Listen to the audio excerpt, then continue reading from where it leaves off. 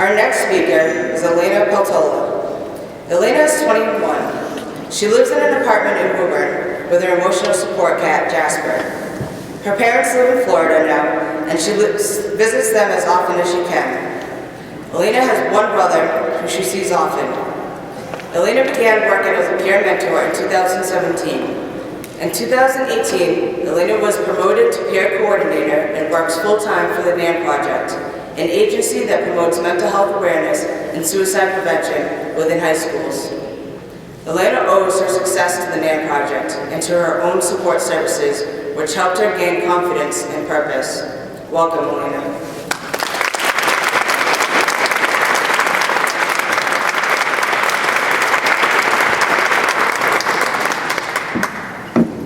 Good morning, everyone.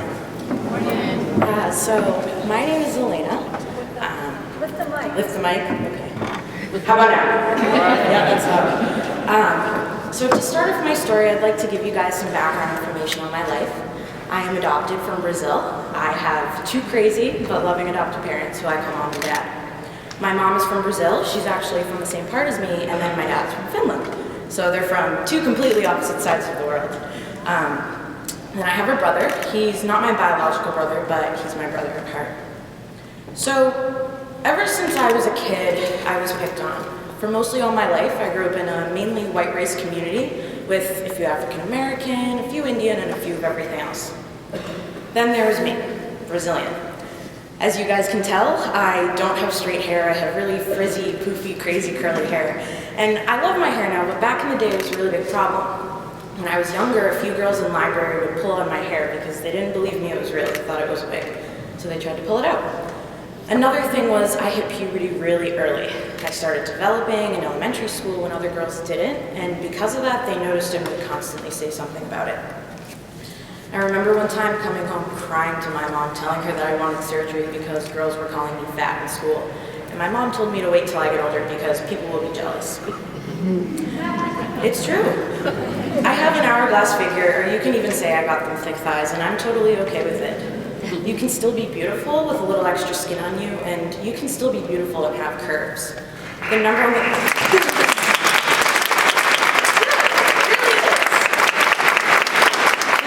scale does not define you, it's just a number, and I know it's easier said than done, but don't let the haters get into your head. But for the main purpose of my story, I'd like to tell you guys about my battle with self-harm.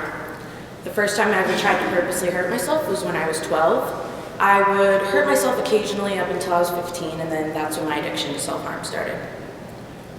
I was severely bullied throughout 7th and 8th grade going into high school, and I started hurting myself more and more and ended up in my first psychiatric hospital at 15. I thought that no one in school liked me, and because of that, I thought that I had to punish myself. I went to a really small charter school in middle school and part of high school, and because the school was so small, everybody knew everybody's business, and that really got to me. Freshman year was my worst year. I was in and out of being impatient. Sorry, give me a sec.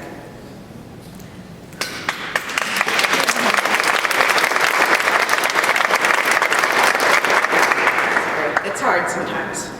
I was in and out of being impatient, and I was visiting the ER every other week for hurting myself so much.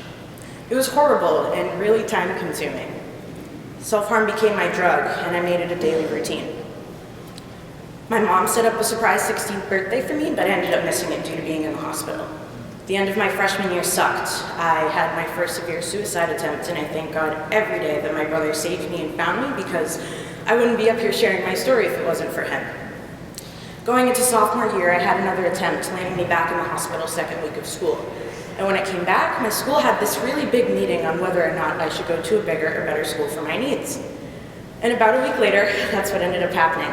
I was placed at Chelmsford High School in the emotional SPED program, meaning all of us had an emotional disability instead of an academic disability, and I got accommodations for that. Going into CHS and being in that program helped tremendously, but not 100%. I met this boy who all the teachers warned me about, but because I'm me and rarely listen to anyone, I decided to be with him anyways. He was very manipulative, and it became an emotionally and sexually abusive relationship. He controlled every action I made, and I was stuck. I felt like there was no way out. I increasingly used the self-harm as a mechanism to cope with the emotional pain, and I endured 2 years of pure hell and misery with him. But after another assault, I was officially done with it, and I decided to reach out to my in-home therapist at the time. I told her what happened. She took me to the police, where I decided to press charges. I put a restraining order on him and ended it for good. It was so hard, probably one of the hardest things I ever had to do, but it was for the better. The last time I've been hospitalized is when I had to renew my restraining order, and when I came home, it finally clicked in my head that this isn't the life that I wanted to live. I didn't want to continue to be in and out of the hospital, and I really didn't want to continue to have more battle scars. I wanted to get better. So what I did is I started to better understand my emotions and find actual coping skills that I'd use instead of hurt myself. For example, going to work is actually one of my coping skills. I do this for a living. I literally public speak every day. So for example, going to work is one of my coping skills. I really like to keep myself busy. I have my days when I need to keep my mind distracted because I learned that if I don't keep my mind distracted, my mind can overthink, and that can lead to impulsive actions. Another coping skill I've learned to utilize is to reach out to my support system. Throughout my journey, I've had numerous supports in place to keep me safe, such as therapists, mentors, social workers, in-home therapy, DMH, but for a really long time, I did not utilize them. I didn't want to accept the fact that I needed help. I thought everyone else needed support, but I didn't. My last hospitalization gave me a really big wake-up call that I can't struggle alone. If I don't ask for help, I will crash really quickly. I have learned not to hide when I feel like self-harming, but rather calling one of my providers and having them talk it through with me. A final strategy I like to use when I'm not at work is music. Music can save lives. When I'm upset or down or in a funk, I love to blast music and bump because it distracts me from what's going on as well. Within a few months, I barely made it through my classes, but I did manage to graduate on time, which was a huge accomplishment for me and all of my providers because we really didn't think I was going to graduate. I traveled to Europe the summer after high school ended, and the distance really made me realize who my real friends are, and I cut everyone else out. Being out of high school really helped because it was a huge reality check that it really didn't matter what anyone else thought because I haven't seen a single kid since. Even though I was doing better, I still had my slip-ups with self-harm. Self-harm is like any other addiction. It releases the pain or whatever you're feeling in that moment.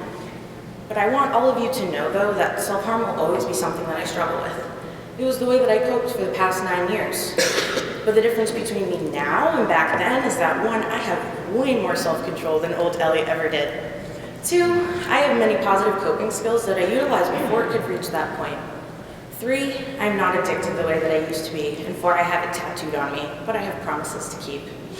Progress is not linear. My life has been a roller coaster of ups and downs, but I'm constantly reminding myself that things will work out, because they always do.